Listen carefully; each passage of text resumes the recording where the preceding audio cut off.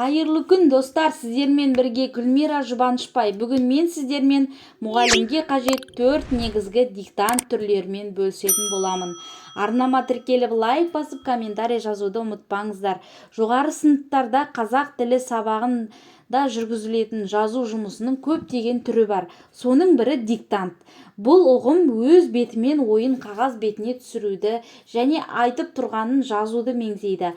Оның түрлері өте көп. Атап айтсақ, әріп, буын, сөздік, ескерту, шығармашылық, көру, өздік, терме, графикалық бақылау диктанттары бар.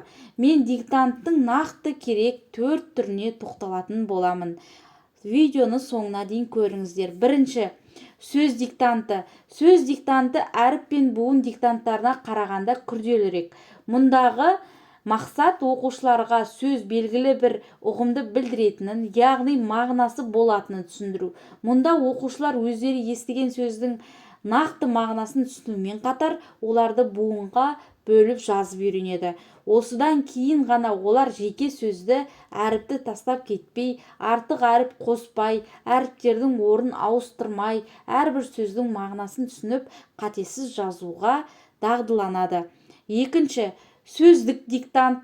Әріп емлесін өту кезінде белгілі бір сөздердің жазылуын есте сақтау үшін пайдаланады.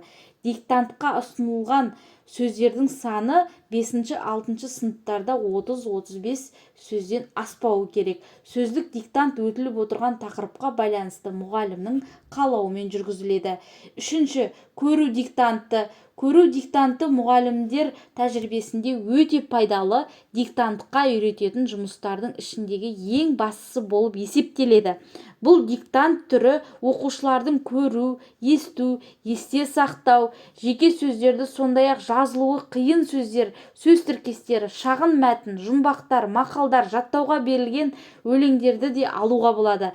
Диктант мәтіндері үзіліс кезінде тақтаға немесе алдын ала аумақты қағазға жазылып қойылды. Оларды оқушылар 2-3 рет оқып шығуына асықпай көріп, 1-2 минут уақытта көріп шығуына болады. Содан кейін мұғалім оны жауып қояды. Оқушылар тақтаға жазылған сөзді есіне түсіріп, дәптерге жазады. Мұндай материалдардың құрамында жазылуы қиын сөздермен бірге баса көңіл аударуға тиісті ережелердің бірі термин сөздер болса, мұғалімдер олардың астын түрлі түсті бормен сызып қояды.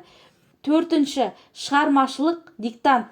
Үйрету диктанттарының ішінде мазмұны, құрылымы, әдіс, тәсілі жағынан ең күрделісі, оқушылардың ойлау қабілетін, сөздік қорын, білім деңгейі мен өздігінен жұмыс істеудегі шеберліктерін арттыру көрсеткіші.